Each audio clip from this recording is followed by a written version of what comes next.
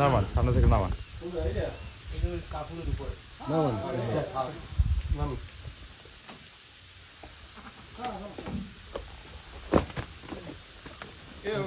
তোর মেয়ে কই? আমি বলতে লাথি মারেন না কেন? সুস্থ হয় কেন? আপনার নাম কি? নাম কি আপনার? এই কি নাম? আমার নাম মিরাজ। কি করছিস? কেন করলি? স্যার আমার মাথা দিয়ে খারাপ আর আমি এরকম ধরনের কিচ্ছু করি না।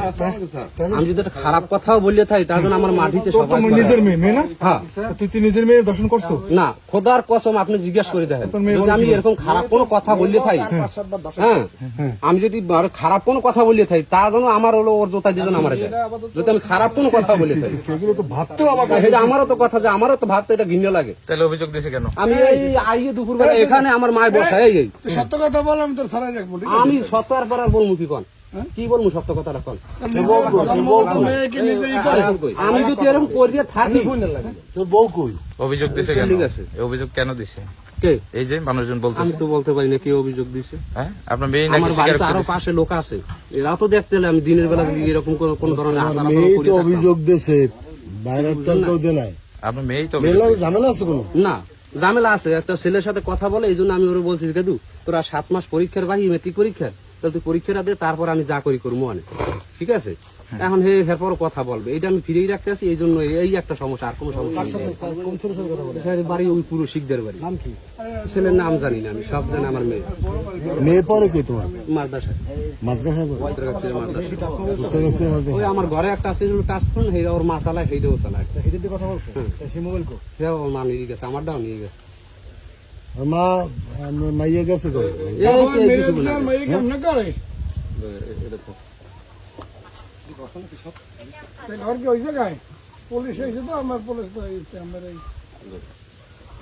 স্যার আমি কিছু আমার ঘরে বলছেন, আমি কতদিন থেকে অসুখ করে রয়েছি, আমার কেউ কিছু কয় না। আসুক কখনই কয় হচ্ছে কে কইছে? মেয়ে বলছে? মেয়ে কি শুনছেন আপনি? মেয়ে হুনি কয় কয় আমার বাপের দর্শে কবে এই ঘটনা? কবে? আজকে বলে আচ্ছা, কখন এই ঘটনা? দুপুরে টাইমে। দুপুর কয়টা তখন বাজে? স্যার আমি আমরা তো নাতি, হ্যাঁ আমরা নাতি কি আসলে ভালো না খারাপ? আমার নাতি ওইলে কামাইবি কি স্যার, আমি খুব আমরা সেইপে রাখতে সেইপের কারণে এইতে আছে। খারাপ কে? আমার নাতি না আপনার পোলা? খারাপ তো একজন। আমার পোলা আমি দেখি না, তাই খারাপ আমি কি বলবো। আপনার ধারণা আছে না বা আপনার আছে না? আপনার কি মনে হয় আপনার নাতিকে আপনার ছেলে দর্শন করতে পারে?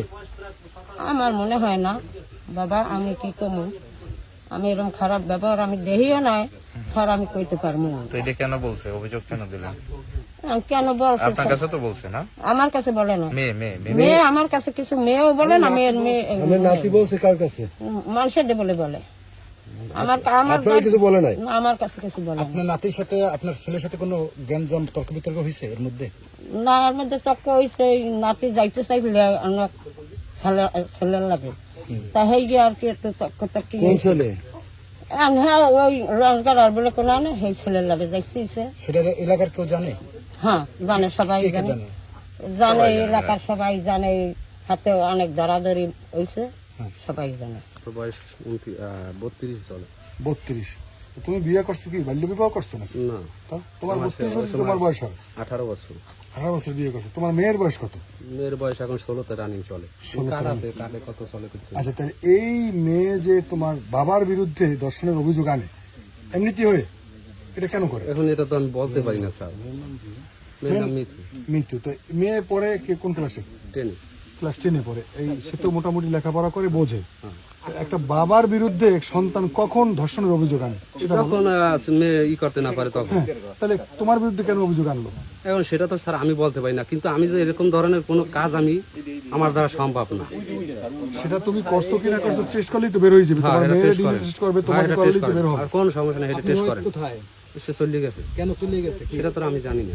এই জায়গায় কি আপনাদের পারিবারিক কি সমস্যা আছে সেটা বলো। পারিবারিক সমস্যা আছে। এই পরশুদিনকে আমার জেট ট্রেন আসছে, মানে চট্টগ্রাম থেকে তার বেড়াইতে নিতে আসে।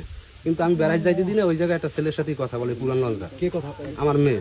এই জন্য আমি বলছি যে তুমি এখন যাওয়া যাবে না, আমি যাও তোমার খালায় বেড়াই যাও, পরে আমি সাথে যাইয়া তোমার নিয়ে বেড়াইয়ার ফোনে তোমার নানাকবারে কোনো সমস্যা নেই। আপনার ওয়াইফ কোথায়? কার প্রতিবেশী? না প্রতিবেশী।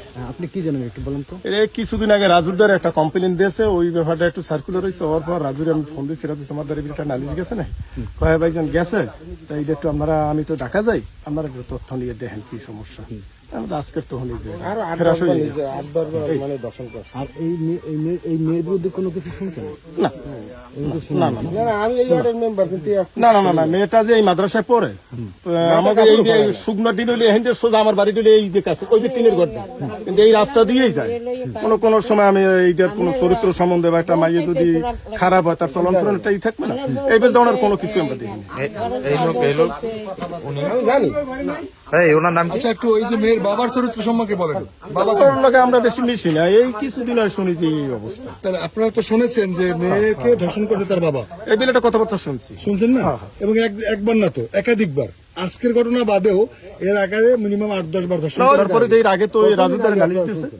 কোন রাজুর কাছে? এই পলাশি আমরা একটু আপনার কাছে জানতে চাই, যেহেতু আপনি এখানকার জনপ্রতিনিধি, ইউপি সদস্য হিসাবে, আপনার এই এলাকায় এই যে লম্পট পিতার হাতে মেয়ে ধর্ষিত হয়েছে, এই বিষয়ে আপনি কি জানেন, আপনি কি শুনেছেন? আসলে আমি তো বাড়ি থেকে না, আমি একটু ব্যবসা করি রৌতলা বাজারে, 2 দিন 3 দিন পর পর বাড়িতে আসি, কিন্তু আজকে শুনছি যে এই ধরনের ঘটনা ঘটছে।